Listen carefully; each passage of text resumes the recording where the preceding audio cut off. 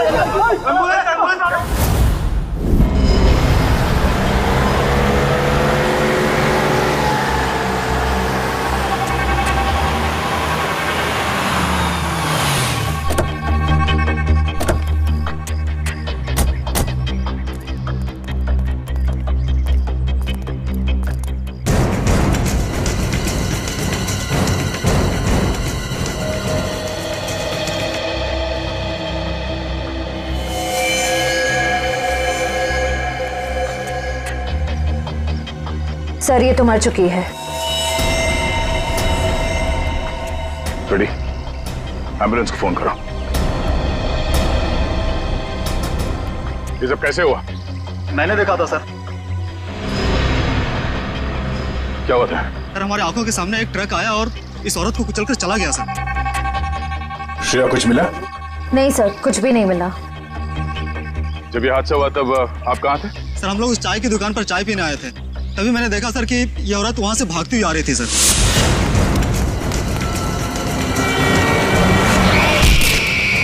Sir, शायद ये speed में आते हुए ट्रक को देखकर डर गई होगी।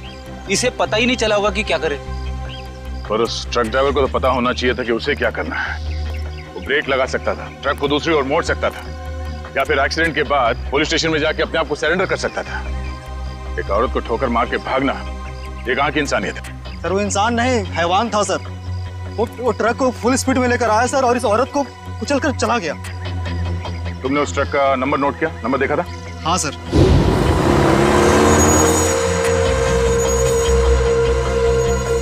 इस औरत के हाथ में कोई पर्स या बैग वगैरह था? नहीं सर। लेकिन सर, इस औरत के हाथ में एक बच्चा था। क्या? इस औरत के हाथ में बच्चा था? हाँ सर, इस औरत के हाथ में एक बच्चा था और ये बच्चों को लेकर भाग रही थी। लेकिन सर, जब एक्सीडेंट हुआ तो इसके हाथ में कोई बच्चा नहीं था। सर, बच्चा था इसके हाथ में। और एक मिनट, आप ठीक से याद करके बताओ, आपने क्या देखा था?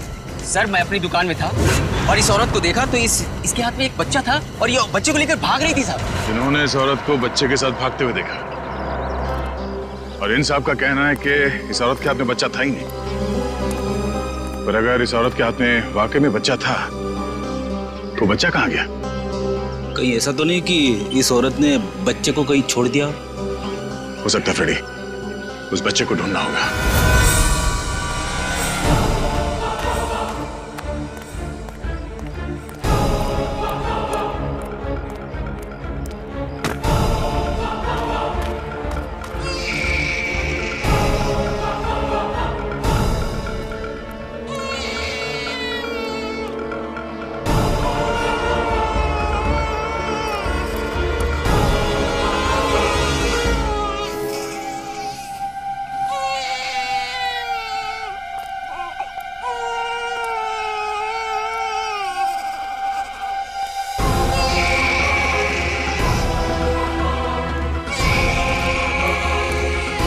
आप रेडी? सर, बच्चा टोकरी में है सर। अरे,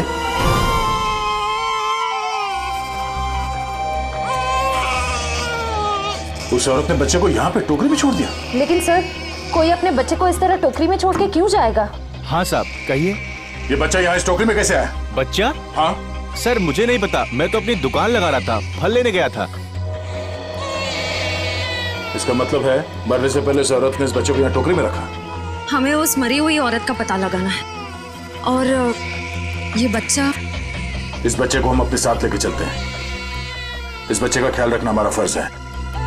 पहले ये पता करते हैं कि इस बच्चे के परिवार में है कौन? सर, उस औरत के बैकग्राउंड के बारे में तो कुछ पता नहीं चला, पर डॉक्टर सालुंके ने कुछ जरूरी बात पता लगा ली है। वो क्या? इस औरत का और उस बच्चे का खून का कोई रिश्ता नहीं। क्या? इस बच्चे का और उस औरत का डीएनए मैच नहीं हो रहा है? जी सर। इसका एक ही मतलब हो सकता है दया, उस औरत ने इस बच्चे को चुरा लिया और फिर वो भाग रही थी। हो सकता है सर। काम करना पड़ेगा, मिसिंग पर्सन ब्यूरो से पता लगाना पड़ेगा कि क्या किसी ने बच्चा गायब होने की रिपोर्ट दर्ज करवाई है क्या। और डॉक्टर सालुंके का इस बच्चे की माँ के बारे में भी कुछ कहना है सर। क्या? इस औरत ने जो सैंडल पहने हुए थे, उस सैंडल के नीचे के हिस्से की तरफ हमें खून के कुछ अंश मिले। उस खून का डीएनए करने से पता चला कि उस खून का डीएनए और उस बच्चे के खून का डीएनए आपस में मैच होते हैं। और उस औरत की उम्र जिसका वो खून है लगभग 28 से 30 साल होनी चाहिए। खून के निशान? फिर जरूर इस बच्चे की माँ बुरी तरह से घायल हुई होगी। सर, हो सकता है उस अनजान औरत ने ही हमला किया हो बच्चे की माँ पर और बच्चे को लेकर भाग गई। सर, लगता है ये कोई बहुत बड़ी साजिश है। उस औरत का एक्सीडेंट नहीं बल्कि जानबूझ के खून किया गया है। सर, हमने आरटीओ में भी पता किया, ट्रक का नंबर उनके रिकॉर्ड्स में भी नहीं है। ये देखो बॉस, अब कोई प्रॉब्लम नहीं है। अरे प्रॉब्लम तो तब होगा जब बॉस का फोन आएगा। उसको क्या जवाब दोगे? ये काम अधूरा छोड़ दिया। सर, एक ऐसा सुराग मिला है जिससे पता चल सकता है कि ये औरत है कौन। वो क्या? ये उस औरत के कपड़े, इस पे लॉन्ड्री का टैग लगा हुआ है। बस सुबह इस टैग से पता लगाओ ये कौन सी लॉन्ड्री है, और इस लॉन्ड्री से हमें पता चलेगा कि ये औरत रहती कहाँ है। सर, तब तक मैं इस बच्चे को संभालूंगा सर, अपने घर पे। मैं इस बच्चे को अपने साथ रखना चाहता हूँ सर। सर, मैं भी आपकी मदद करूंगी।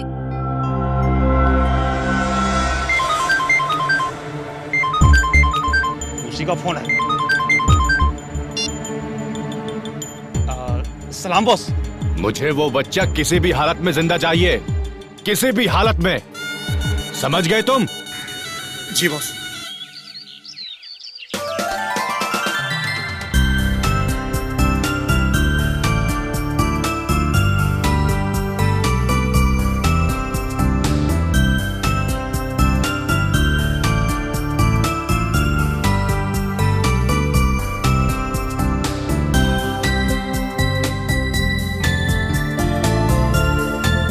सर, आप शांत हो जाइए, मैं इसे संभालती हूँ।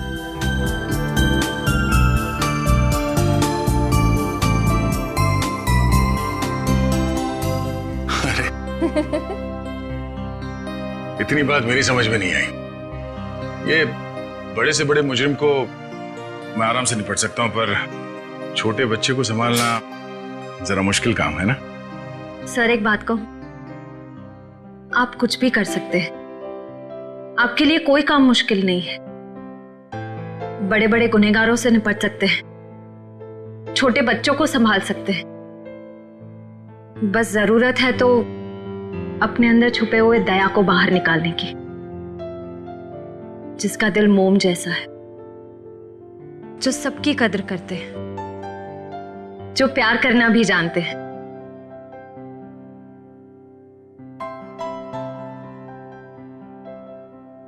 I mean, जो सबकी इज्जत करना भी जानते हैं। अब चिंता करने की कोई जरूरत नहीं है सर, मैं आ गया हूं। अरे फिर तुम, क्या बात है? सर, हाँ? जब मुझे एहसास हुआ कि आप अकेले बच्चे को संभाल नहीं पाओगे तो मैं आ गया। लाओ, बच्चा दो। इट्स ओके सर, मैं बच्चे को नहीं संभाल पाओगी, मुझे दे दो। लेकिन फ्रेडी, बच्चे को नींद नहीं आएगी, उसे सुलाने का तरीका मेरे पास है। बच्चा दे दो।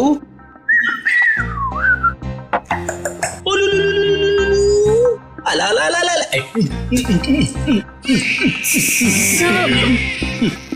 फ्रेडी, क्या कर रहे हो? सर, जिद छोड़ो और बच्चे को वापस दे दो श्रेया को। सर प्लीज, मैं संभाल लूंगी। कोई प्रॉब्लम नहीं है सर, बच्चे को चुप कराने का फॉर्मूला मेरे पास है। श्रेया, टीवी का रिमोट देना। अब देखना सर, ये कार्टून चैनल देख के बच्चा कैसा खुश होता है। कौन से नंबर पे?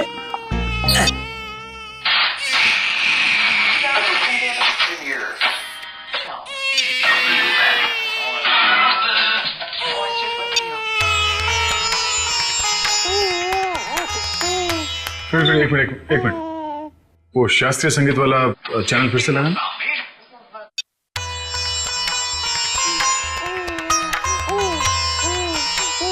सुरों की काफी समझ है इसे। हाँ सर, बड़ा होके बड़ा संगीतकार बनेगा। सब हो रही दुकान।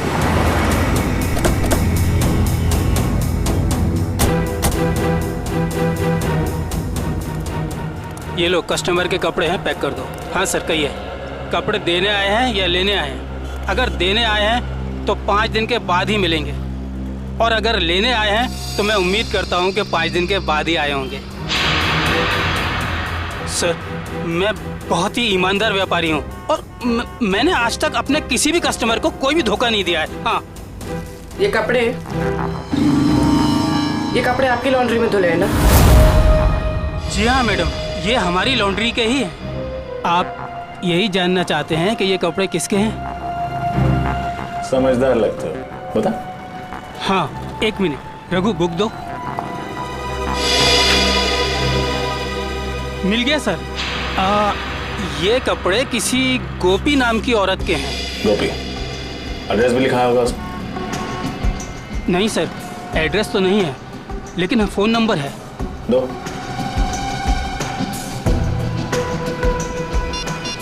साहब, मुझे तो पहले से शक था जब वो लड़की यहाँ कपड़े डालने आई थी। ऐसा क्या किया था उसने? मैडम, मैंने बोला 5 दिन बाद कपड़े लेके जाना। वो बोली मैं 2 दिन में आऊंगी। मैंने कहा नहीं मिलेंगे, तो मुझसे गुस्सा करने लगी। बोली तुम्हें धोबी घाट पर ले आकर उल्टा लटका दूंगी, और किसी के साथ मोटरसाइकिल में बैठकर चली गई। उस मोटरसाइकिल वाले का चेहरा देखा था तुमने? साहब, उस समय शाम हो चुकी थी और वो रोड के उस पार खड़ा हुआ था, तो मैं ध्यान नहीं दे पाया साहब। इस मोबाइल नंबर के जरिए हम उस मोटरसाइकिल वाले तक पहुंच जाएंगे। चुप रहो, समझे? तो एक मिनट,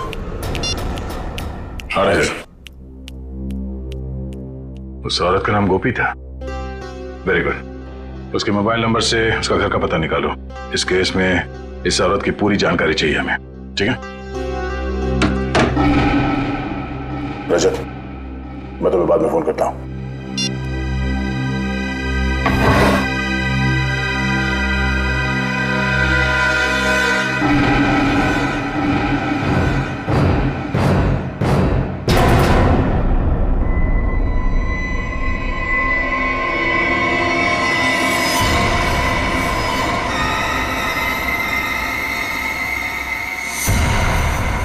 दया, तुम फौरन अपनी बंदूक नीचे रख दो, वरना इस लड़की का भेजा बाहर कर देंगे। दया, तुमसे हमारी कोई दुश्मनी नहीं है, बस ये बच्चा हमारे हवाले कर दो और अपनी जान बचा लो। अपनी जान की परवाह करने वाले कायरों को हम सीआईडी में भर्ती नहीं किया करते। अगर इस बच्चे को किसी ने छुआ भी ना, तो तुम सबकी अर्थी यहीं से उठेगी। अर्थी तो इस छोकरी की उठेगी। दया, बस तुम कंधा देने के लिए तैयार रहो। बंदूक नीचे रखो, नीचे रखो बंदूक। सर, आप मेरी परवाह मत कीजिए, आप गोली चलाइए। चुप! दया, गन नीचे रख, नीचे रख गन दया, वरना इस छोकरी की खोपड़ी उड़ा दूंगा मैं। एक मिनट,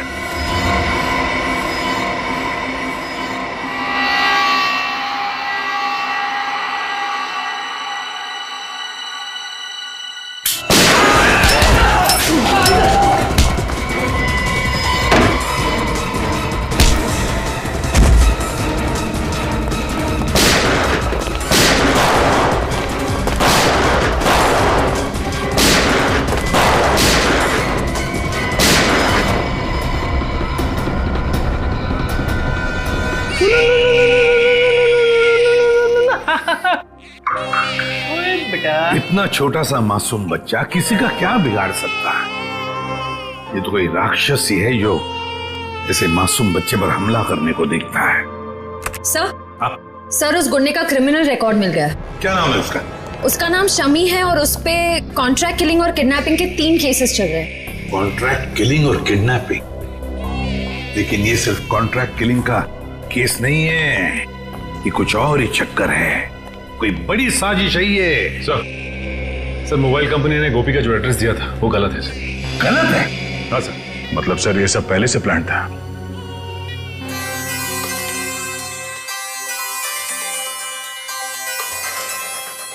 अरे वाइफ का फोन।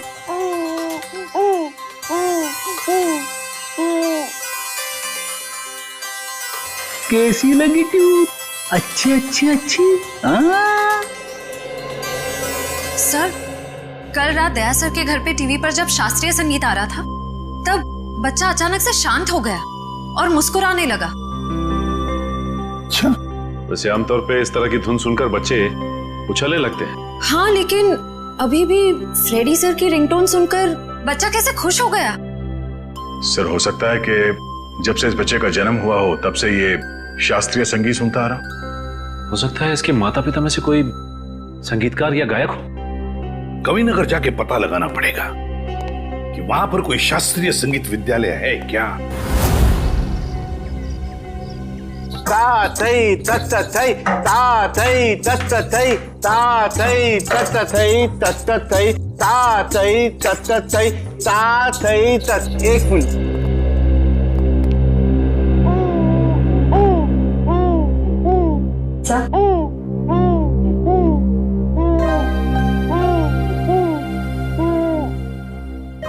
लगता है सही जगह पे हैं।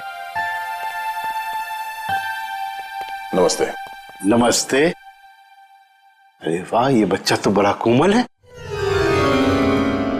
इसके पैर में कला भी नजर आती है, लेकिन नृत्य सीखने के लिए ये उम्र बहुत छोटी है। मास्टर जी, हम यहाँ बच्चे को नृत्य सिखाने के लिए नहीं लाए हैं। तो फिर इस नन्ही सी जान को आप यहाँ क्यों ले आए? हम लोग सीआईडी से हैं और एक केस के सिलसिले में आपसे कुछ पूछताछ करने आए हैं। ओ जी, पूछिए। जरा इस बच्चे को देखिए, आप पहचानते हैं इसे? देखा आपने इसे? जी नहीं, इस बच्चे को कभी देखा नहीं मैंने। आपने इस औरत को देखा है? अरे ये तो हमारे बगल वाली डे केयर सेंटर में काम करती है। Baby day care centre?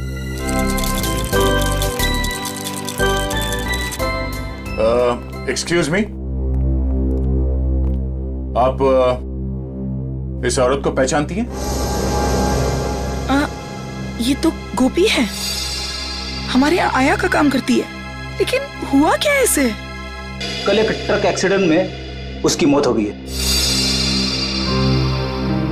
खैर, आप इस बच्चे के बारे में क्या बता सकती हैं? इसका नाम बॉबी है और इसकी माँ का नाम जूही है। ये एलएसटी सोसाइटी में रहती है। LST society?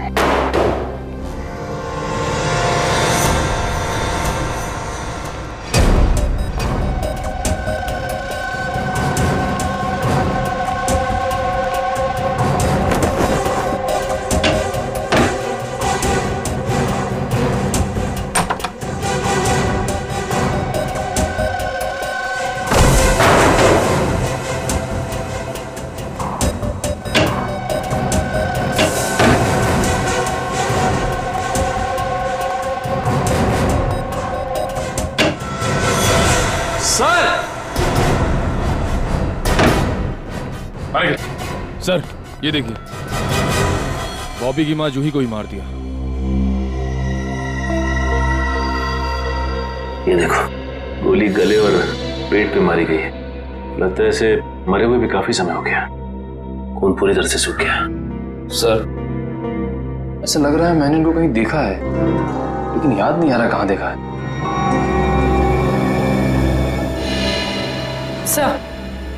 सर वो देखिए,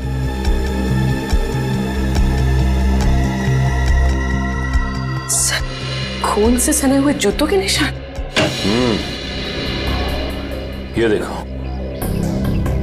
और भी ये चप्पल के निशान तो बिल्कुल वैसे ही हैं जैसी चप्पल गोपी ने पहनी हुई थी। इस औरत ने जो सैंडल पहने हुए थे, उस सैंडल के नीचे के हिस्से की तरफ हमें खून के कुछ अंश मिले, और वहां से भी हमें सूखा हुआ खून मिला था।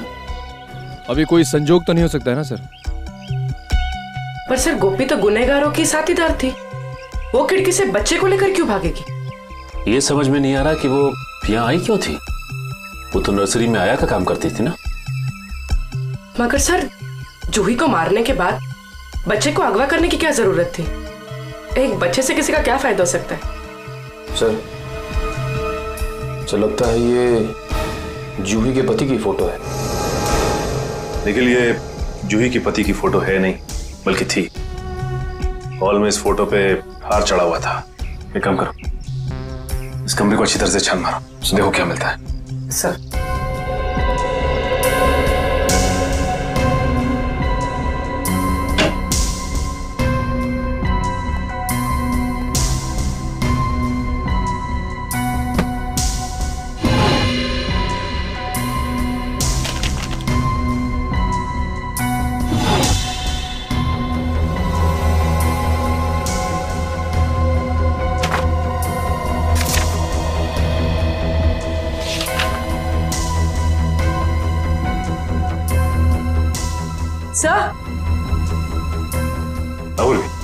सही देखिए। तो जूही एक एक्ट्रेस थी, इसीलिए उसने अपना पोर्टफोलियोज बनाया था। याद आया सर, मैंने इनको एक पंजाबी फिल्म में देखा था, उसमें हीरोइन थी। अच्छा? हाँ सर। इस घर का लिव एंड लीज एग्रीमेंट मिला है सर। सर ये वोटर आईडी है सर, इसमें इनका नाम जूही नहीं बल्कि असली नाम शीतल है सर। और ये जीवन शांति आश्रम का रिसीप्ट भी है सर।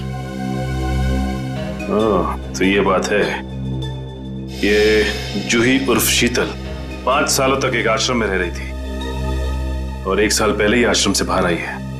मगर सर, एक फिल्म की हीरोइन 5 साल तक आश्रम में क्यों रहेगी?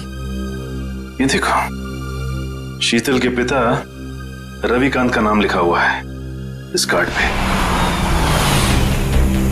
सर ये रहा डॉक्टर रविकांत का घर, बहुत बड़े साइंटिस्ट हैं।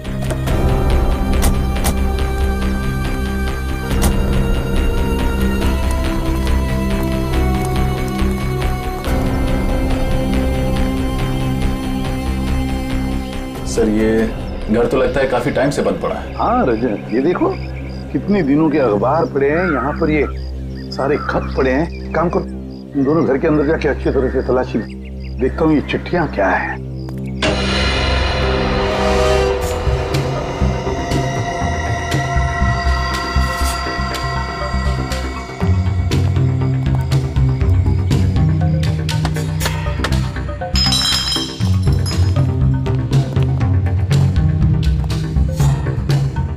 उससे पहले ही यहाँ कोई आ चुका है, शायद कुछ ढूंढने।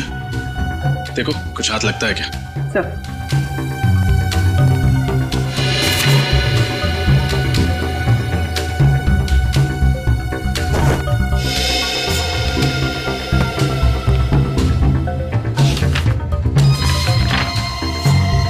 Legal notice? अरे सुनिए सुनिए, देखिए मैं सीआईडी से हूं। एक बात बताइए, आप रविकांत जी को जानते हैं? हाँ सर, 10 सालों से वो मेरे पड़ोसी हैं। अचानक उनकी मौत की खबर सुनकर बहुत दुख हुआ। अचानक मौत हो गई रविकांत जी की? कब, कैसे? गाड़ी की स्पीड इतनी तेज थी कि वो कंट्रोल नहीं कर सके और वो जाके नदी में गिर गए। Oh my God. कुछ मिला? नहीं सर। ये रविकांत जी का एक्सीडेंट ही था या? एक्सीडेंट ही था सर। ठीक है, थैंक यू वेरी मच, अब जा सकते हैं। नोटिस कैसी?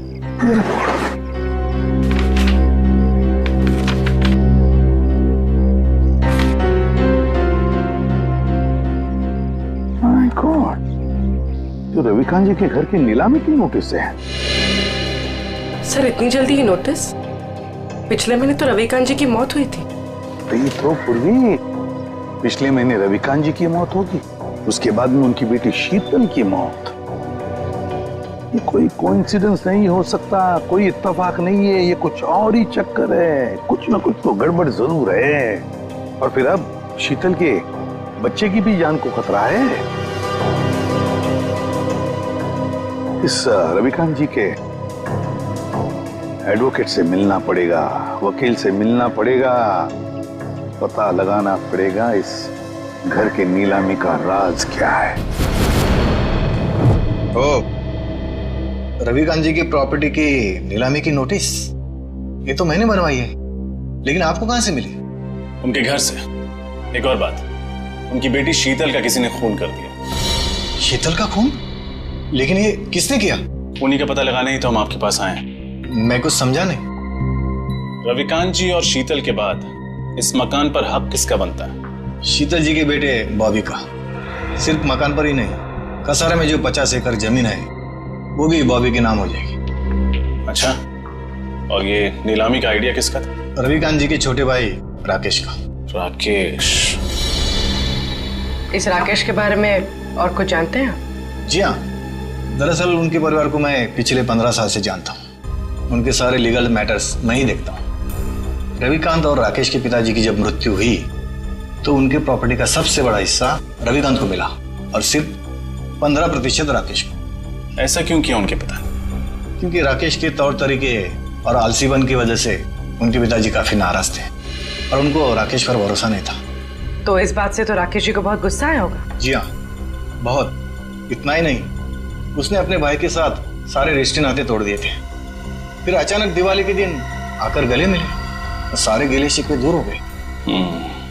हो सकता है ये राकेश की चाल हो, रविकांत जी का भरोसा जीतकर उनकी पीठ पर वार करने की। सर, ये भी तो हो सकता है कि बॉबी को राकेश जी ने अगवा करवाया हो। ये तो राकेश से मिलकर ही पता चलेगा।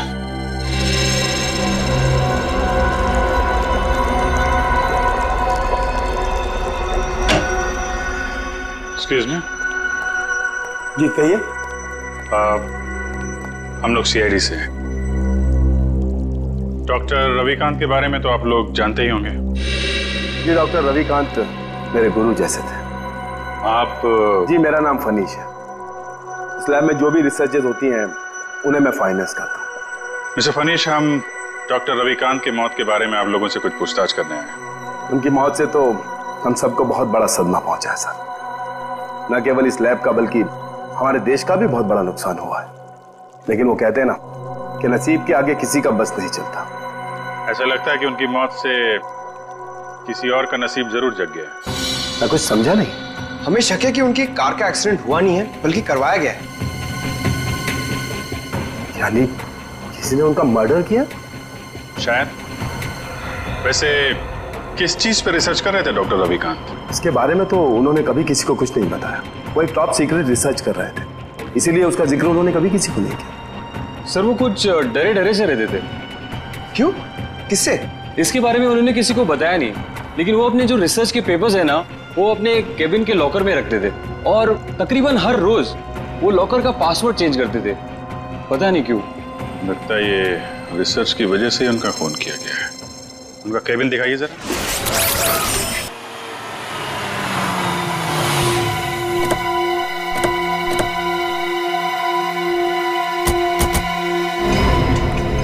सर, गाड़ी तो यहीं खड़ी है। राकेश घर में ही होगा। हाँ,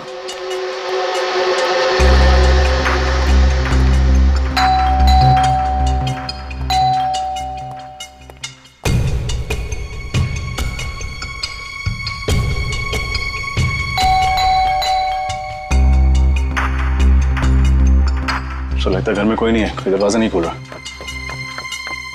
है। घर में कोई तो है, आवाजें आ रही हैं। खोल दो दरवाजा।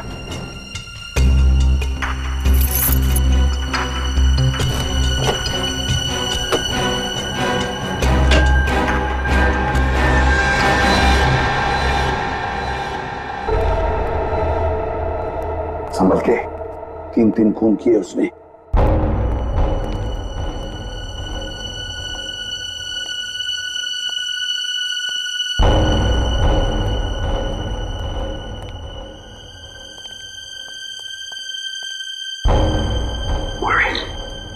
इस तरफ जाओ। सर,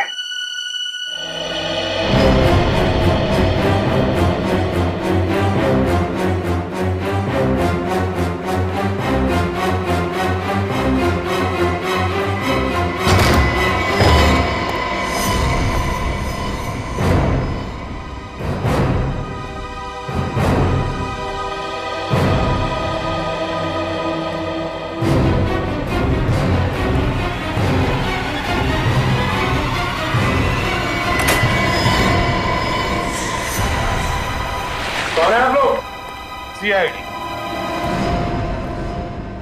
लेकिन मैंने किया क्या है? किया क्या है? हैं? किया क्या है? अभी पता चल जाएगा क्या क्या है। इसके घर की अच्छी तरह से तलाशी लो। सर आप पूरे घर की तलाशी ले लीजिए, पर प्लीज मुझे ये तो बताइए कि मेरा गुनाह क्या है? रविकांत और शीतल को क्यों मरवाया तुमने? शीतल का कत्ल हो गया सर? कब और कैसे? कब और कैसे? बड़े भोले बनने की कोशिश कर रहे हो राकेश जी, हैं? सर प्लीज मेरा यकीन मानिए, इसके बारे में मैं कुछ नहीं जानता। झूठ झूठ बोल रहे हो तुम। रविकांत और शीतल को पहले मरवाया और फिर शीतल के बच्चे को अगवा किया। इस औरत को पैसे दिए थे ना तुमने ये सब करने के लिए? क्यों? नहीं सर, मैंने ऐसा कुछ नहीं किया। इस औरत को मैं पहली बार देख रहा हूं सर। सर मैं रवि भैया और शीतल का खून क्यों करवाऊंगा? इसलिए, इस जायदाद के लिए। जायदाद के पेपर थे, है ना? क्यों? और तुम ये भी जानते थे कि रविकांत और शीतल की मौत के बाद ये सारी जायदाद शीतल के बेटे के नाम पर हो जाती, और अगर शीतल के बेटे का कुछ कम ज्यादा होता तो ये पूरी की पूरी जायदाद तुम्हारे नाम पर हो जाती। यही चाहते थे ना तुम? जी सर, लेकिन क्या? लेकिन क्या? लेकिन सर मैंने किसी का खून नहीं किया, और ना ही सर मैंने बॉबी को किडनैप करवाया। प्लीज मेरा यकीन मानिए। तुम्हारा यकीन करूं? क्यों? क्यों यकीन करूं तुम्हारा मैं? हैं? कोई सबूत है तुम्हारे पास? हाँ सर, एक मिनट।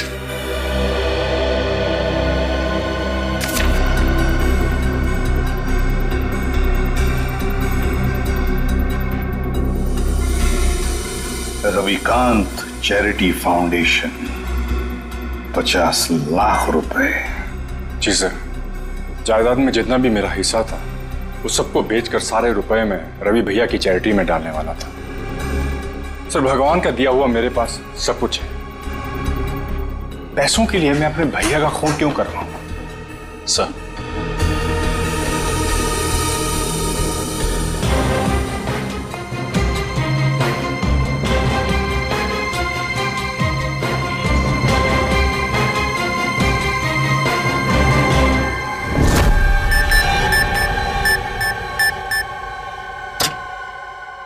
ये क्या? लॉकर तो खाली है। खाली है? अभिजीत, ये देखो अभिजीत, ये रिसर्च पेपर्स हैं, जला दिए गए हैं। वही पेपर है ना? हाँ सर, ये तो वही रिसर्च पेपर्स है जिन पर डॉक्टर रविकांत रिसर्च कर रहे थे, पर उन्होंने ये जलाए क्यों? शायद उन्हें डर होगा कि ये रिसर्च के पेपर किसी गलत हाथों में ना पड़ जाए। पंकज, मिला कोई? नहीं सर, सारी फाइल्स डिलीटेड है। एक फाइल है, इसको मैं खोलने की कोशिश कर रहा हूं सर, एक सेकंड। सर खुल गई। क्या है इसमें? पता नहीं, साइंस के आई थिंक कोई फॉर्मूलाज है, मेरे तो कुछ समझ में नहीं आ रहा है। मैं देखता हूं।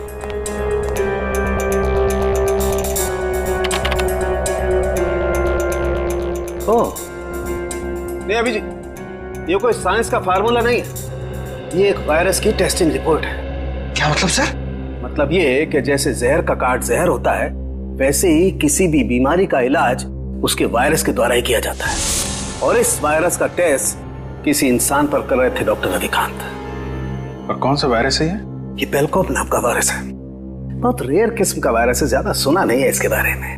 मगर सर ये वायरस टेस्ट किस पर कर रहे थे? माय गॉड, मैं समझ गया अभिजीत। अरे है कौन वो? अभी नहीं, 1 घंटे के बाद मैं तुम्हें ब्यूरो में मिलता हूं, कंफर्म कर लूं फिर बताता हूं।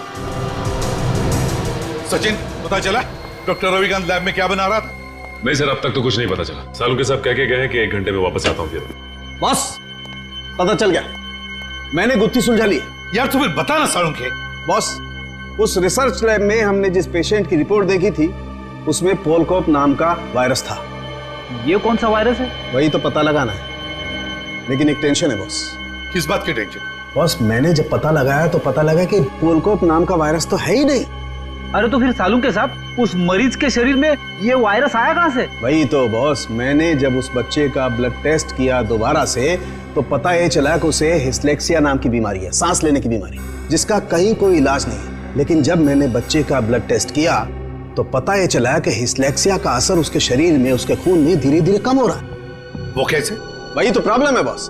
जब मैंने बच्चे का ब्लड टेस्ट दोबारा से किया तो पता लगा कि उसके शरीर में अलग अलग किस्म के वायरस हैं, जिसकी वजह से हिस्लेक्सिया का असर उसके खून में धीरे धीरे कम हो रहा है। और इन्हीं वायरस में से पोलकोप वायरस भी है। मतलब वो टेस्ट रिपोर्ट बच्चे की थी? हाँ बिल्कुल। मतलब ये जो कुछ भी हुआ है इस पोलकोप वायरस की वजह से ही हुआ है। कोई तो है जो इस पोलकोप वायरस पर कब्जा करना चाहता है। हाँ सर, डॉक्टर रविकांत ने वायरस के सारे सैंपल और रिसर्च के सारे मटेरियल तबाह कर दिए, बर्बाद कर दिए सर। अब ये वायरस सिर्फ बच्चे के अंदर है। मतलब सचिन, बच्चे की जान को खतरा है।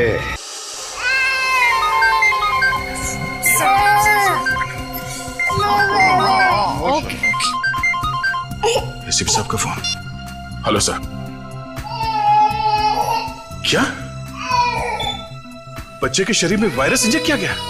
सर लगता है इसीलिए उसका टेम्परेचर उतर नहीं रहा, उसे बुखार है सर। हाँ सर, हम लोग वहीं जा रहे थे। ठीक है सर, ओके चलो।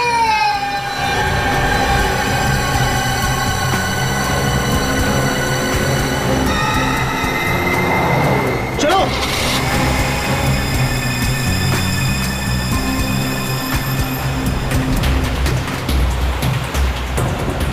बॉबी का बुखार तो बढ़ता ही जा रहा है।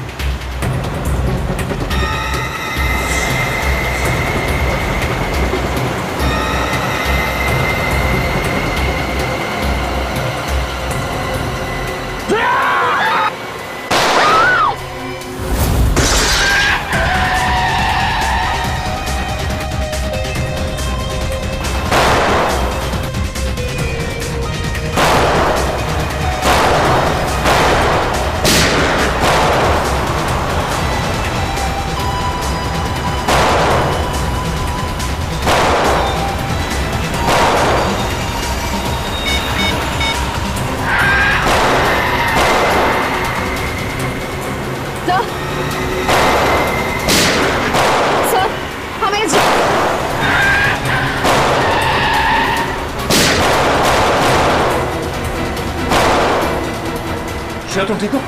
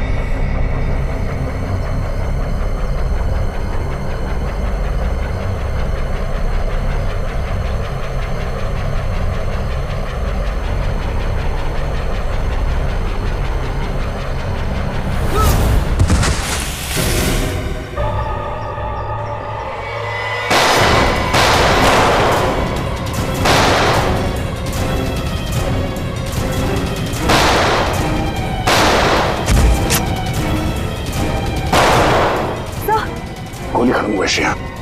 रख गया, तेरा खेल खत्म हो गया। चल कर नीचे रख। ए, लड़की को दे, मेरे को दे, बच्चा मेरे को दे।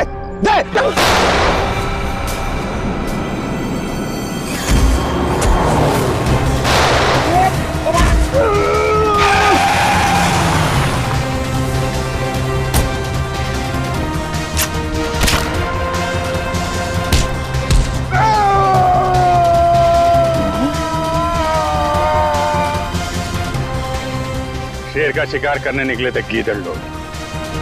बोल, किसके कहने पे किया ये सब? शर्म आनी चाहिए तुम्हें। एक मासूम बच्चे के साथ तुमने ऐसी घिनौनी हरकत की। मैं मजबूर था ऑफिसर। मैंने डॉक्टर रविकांत की रिसर्च पर लाखों रुपए खर्च किए, यह सोचकर कि रिसर्च कामयाब होगी तो मैं करोड़ों रुपया कमाऊंगा, मेरी कंपनी के शेयर्स फिर से टॉप पर आ जाएंगे। लेकिन डॉक्टर रविकांत अपने इन्वेंशंस तुम्हें नहीं बल्कि सरकार को देना चाहते थे ताकि हमारे देश के आम लोगों को फायदा हो। पर ये बात तुम्हें बर्दाश्त नहीं हुई। कैसे बर्दाश्त होती सर? लाखों रुपए का जुआ मैंने खेला, सारा रिस्क मैंने अकेले ने उठाया, और डॉक्टर रविकांत वो फार्मूला गवर्नमेंट को देना चाहते थे जो मुझे उसके लिए फूटी कौड़ी नहीं देते थे। और ये बात उन्हें समझाने की मैंने बहुत कोशिश की, पर उन्होंने मेरी एक नहीं सुनी सर। बॉबी को अगवा करने का प्लान तुम्हारा ही था ना? हाँ सर, और जब मुझे पता चला कि डॉक्टर रविकांत ने वो वायरस बॉबी की बॉडी में इंजेक्ट कर दिया है तो मैंने गोपी को आया बनाकर वहां भेजा और बॉबी को अगवा करने का प्लान बनाया। लेकिन जब गोपी को तुम्हारे घिनौने इरादों के बारे में पता चला तो उसके अंदर की ममता जाग गई और वो बॉबी को लेकर भाग गई। और उसी की बेवकूफी की वजह से मेरा सारा प्लान चौपट हो गया। अपनी मौत की वो खुद जिम्मेदार है। तुम जैसे हैवानियत के पुतले इंसानियत के बारे में कभी समझ नहीं पाओगे। तुम्हें तो ऐसी सजा होनी चाहिए जिसे देखकर हैवानों की रूह कांप उठे।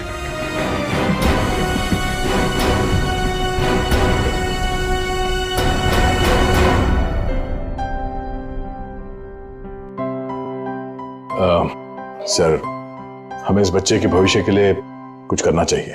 हाँ, इसके भविष्य का पूरा बंदोबस्त करके रखा है।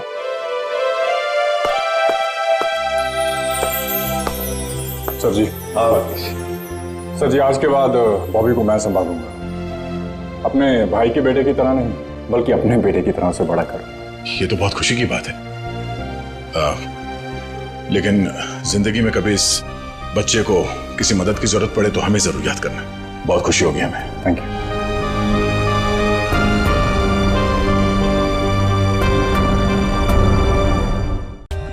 For more updates, subscribe to our channel, click the show links and enjoy watching the videos.